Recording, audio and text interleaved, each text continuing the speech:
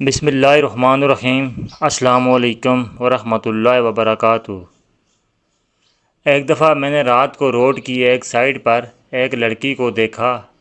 وہ شکل سے شریف گھر کی بیٹی لگ رہی تھی۔ میں پاس گیا، میرے قریب ہو کر بولی، چلو گے صاحب؟ میں نے پوچھا، کتنے پیسے لوگی؟ کہنے لگی، آپ کتنے دیں گے؟ میں نے اس کی نیلی سی آنکھوں میں جھانک کر دیکھا، وہ بے بس سی تھی۔ میں نے بولا، آؤ۔ وہ ڈر رہی تھی۔ کہنے لگی، کتنے آدمی ہو؟ میں نے کہا، ڈرو نہیں، میں اکیلا ہی ہوں۔ وہ خاموش بیٹھی رہی، پھر کہنے لگی، آپ مجھے سگریٹ سے اذیت تو نہیں دو گے؟ میں مسکرایا، بالکل بھی نہیں۔ پھر اس نے ایک لمبی سانس بھری، آپ میرے ساتھ کوئی ظلم تو نہیں کریں گے نا؟ آپ چاہیے مجھے 500 کم دے دینا، لیکن میرے ساتھ برا نہ کرنا پلیز۔ وہ بہت خوبصورت تھی، معصومیت اس کی باتوں سے ٹپک رہی تھی، پھر بھی خدا جانے وہ کیوں جسم بیچنے پہ مجبور تھی۔ وہ نہیں جانتی تھی میں کون ہوں۔ میں نے پوچھا، کھانا کھایا ہے؟ کہنے لگی، نہیں۔ میں ہوٹل کے سامنے رکا، ہوٹل والا مجھے جانتا تھا۔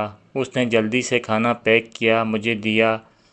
میں آفس کی طرف چل دیا۔ چوکیدار نے دروازہ کھولا۔ رات کے 11 بج رہے تھے، سب اپنا اپنا کام کر رہے تھے۔ وہ مسلسل میری طرف دیکھے جا رہی تھی۔ میں نے کھانا پلیٹ میں ڈالا، اسے کہا، ہاتھ دھو لو۔ وہ کہنے لگی، میں نے نہیں کھانا۔ میں نے پیار سے کہا، ڈرو نہیں، کچھ نہیں ہوگا۔ وہ ہاتھ دھو کر آئی، میرے سامنے کرسی پہ بیٹھ گئی اور کھانا کھانے لگی۔ جب کھانا کھا لیا تو کچھ کھانا بچ گیا۔ کہنے لگی، یہ میں گھر لے جا سکتی ہوں؟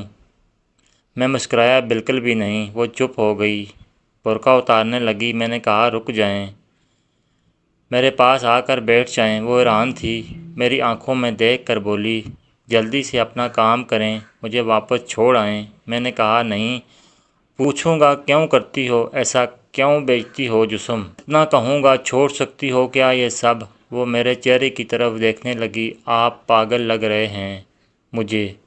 میں نے اس کی آنکھوں میں دیکھا، ہاں پاگل ہی ہوں میں، سب پاگل ہی سمجھتے ہیں مجھے۔ وہ کہنے لگی، اگر کچھ کرنا نہیں ہے تو مجھے واپس چھوڑ کر آؤ۔ میں نے اس کے سر پر ہاتھ رکھا، پھر پرس سے 10,000 نکالے، اس کے ہاتھ پہ رکھے۔ وہ حیران تھی، کہنے لگی، میں نے نہیں لینے، آپ کیوں دے رہے ہیں یہ پیسے مجھے؟ میں نے اس کے چہرے پہ ایک تھکن محسوس کی تھی، وہ اپنے آنسو روکے بیٹھی تھی، بار بار کہہ رہی تھی، مجھے بس واپس چھوڑ کر آؤ۔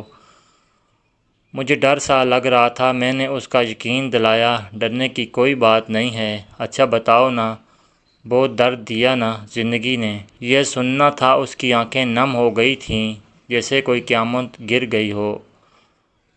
اسے یہ سمجھ چکا تھا، کوئی بہت بڑا درد لیے گھوم رہی ہے۔ دروازہ کھولا، کانپتی آواز میں بولی، مجھے چھوڑ کر آؤ واپس۔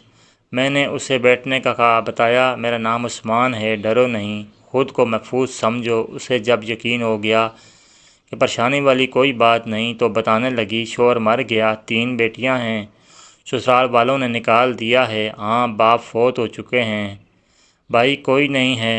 ماموں کے گھر آئی، ماموں کے بیٹے نے میرے ساتھ زیادتی کی۔ میں نے جب ماموں کو بتایا تو سب نے مجھے غلط کیا، مجھے دھکے دے کر گھر سے نکال دیا۔ دور کے رشتہ دار نے ایک بڈھے سے میری شادی کروائی، اس کے بھی بچے تھے، اس کے بچوں نے مجھے بہت ذلیل کیا۔ پھر وہ شوہر بھی فوت ہو گیا، بیٹیوں کو لیے در بدر لیے بھٹکنے لگی، نہ چھت تھی نہ روٹی تھی، بھوک افلاس تھی، سڑک پہ کھڑی تھی۔ ایک صاحب آئے، کہنے لگے، 1 گھنٹے کے 5,000 دوں گا۔ نہ چاہتے ہوئے ماں کی ممتا حالات کی ستائی ہوئی، کیا کرتی، آخر چل دی۔ اب ہر روز جسم بیچتی ہوں، کرائے کا گھر لیا ہے، بیٹیوں کو اکیلا چھوڑ کر آتی ہوں، کیا کروں؟ بہت بار سوچا خودکشی کر لوں، لیکن بیٹیوں کو دیکھ کر ہمت نہیں ہوتی۔ وہ رو رہی تھی، میں زمانے کی بے بسی محسوس کر رہا تھا۔ اس کے سر پہ ہاتھ رکھا، اس نے کہا، میں تمہارا بھائی، آج سے تم اپنی بیٹیوں کو لو اور آفس کے اوپر والے ایک روم میں رہو۔ وہ یقین نہیں کر پا رہی تھی۔ اس کے گھر پہنچا، بیٹیاں سوئی ہوئی تھی، بہت پیاری تھی، گود میں اٹھایا، دل کو سکون ملا۔ وہ مسلسل روئے جا رہی تھی، مجھے کہنے لگی، آپ فرشتے ہیں، آپ کون ہیں؟ میں اسے اپنے آفس لے آیا، وہ دعائیں دینے لگی، جھولی اٹھا کر نہ جانے کتنی دعائیں دیتی رہی۔ میں نے اسے کہا جا کر سو جائیں۔ اپنے آفس روم میں گیا، میرے سامنے سے وہ چہرہ گزرا جو ایک لڑکی اپنے شوہر سے جھگڑ رہی تھی، اسے کہہ رہی تھی مجھے طلاق دو، تم کو میری قدر ہی نہیں ہے۔ وہ اپنا گھر جلا رہی تھی۔ اپنی بے وقوفی کی وجہ سے وہ بیچاری کیا جانے زمانے کی تلخیاں کیا ہوتی ہیں، زمانے کا ڈسنا کیا ہوتا ہے۔ میں بتانا چاہتا تھا کہ اپنا گھر جان بوجھ کر اجاڑنے والی لڑکیوں کو طلاقیں لینا آسان ہے، اس کے بعد جینا موت ہے۔ کبھی ساس کا رونا، کبھی نند کا سیاپا، کبھی جٹھانی سے لڑائی، یہ ہر گھر کی بات ہے۔ اس کا ہرگز مطلب طلاق لینا یا گھر اجاڑنا نہیں ہے۔ کم عمری میں ہی میرے سر کے بال سفید ہو گئے ہیں۔ ہزاروں آنکھوں کے آنسو دیکھ کر اپنے گھروں کو آباد رکھو۔ خدا کی قسم ایک وقت آتا ہے نہ بھائی حالات پوچھتے ہیں، سگی بہنیں اب وقت کے ساتھ چہرے کے نقاب بدل لیتے ہیں۔ ہر جگہ ہر کسی کو تھامنے کے لیے کھڑا نہیں ملے گا۔ ہاں میری قلم شاید کسی کو بدبادی سے پہلے بچا لے۔ ہم سفر کیسا بھی ہے وہ تمہاری ڈھال ہے۔ شادی کے بعد سگے بھائی سے خرچہ لینا بھی بھیک مانگنے جیسا لگتا ہے۔ میری باتیں وہ عورتیں سمجھ سکتی ہیں۔ ہم سفر جیسا بھی ہے وہ تمہارا لباس ہے۔ یاد رکھنا زمانے کے لیے تم صرف گوشت کا ایک ٹکڑا ہو۔ وہ زمانہ گزرتے مدت ہوئی جب رشتوں کا پاس رکھا جاتا تھا، اب رشتوں سے کھیلا جاتا ہے۔ آوس پوری کی جا سکتی ہے پھر پھینک دیا جاتا ہے۔ ہاں قسمت میں لکھا ہم بدل نہیں سکتے، لیکن قسمت خود لکھ بھی سکتے ہیں۔ صبر برداشت اور جھک کر نہ جانے کتنی عورتیں صرف اس لیے گھر اجاڑ لیتی ہیں کہ ان کا شوہر ان کو ٹائم نہیں دیتا۔ ہاں یہ شکوہ کرنا درست ہے، لیکن کیا گارنٹی ہے کہ اس کے بعد زندگی میں آنے والا اس سے بھی زیادہ برا ہو۔ صرف ایک زندگی ہے، اس کو محبت پیار سمجھداری کے ساتھ گزار لو۔ میں آج اس معاشرے کو معاشرہ نہیں کہتا بلکہ بدبودار سماج کہتا ہوں۔ یہاں جگہ جگہ پہ لٹیرے کھڑے ہیں، عزتوں کے، خواہشوں کے، بھرم کے، بھروسے کے، اعتبار کے۔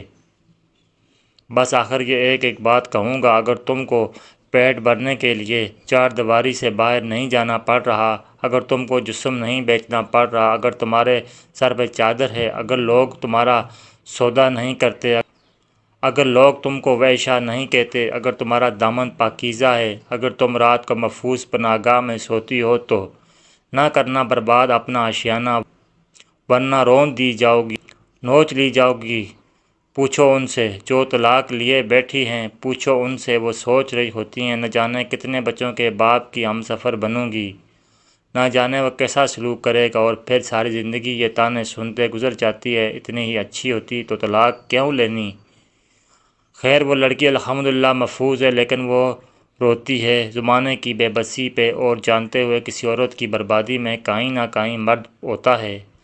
محبت کر کے چھوڑنے والا دعوے دار ہو یا نکاح کر کے طلاق دینے والا بدبخت عورت، خدا کی قسم میرے معاشرے کی زنجیروں میں جکڑی ہوئی ایک قیدی ہے۔ کبھی باپ کی پگڑی پہ لٹ گئی تو کبھی ساس کے زیر آلود لہجے پہ، کبھی شوہر کی انا پہ خاک ہو گئی تو کبھی اولاد کی وجہ سے۔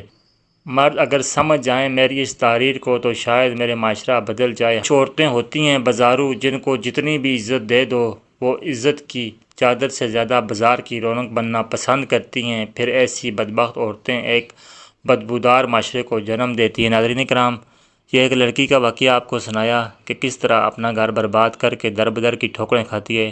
اگر یہ واقعہ اچھا لگا تو ویڈیو کو لائک کیجیے، اچھی اچھی ویڈیوز کے لیے میرے چینل اجوا وائس اسٹوڈیو کو سبسکرائب کیجیے۔ ویڈیو دیکھنے کا بہت بہت شکریہ۔ جزاکم اللہ خیر۔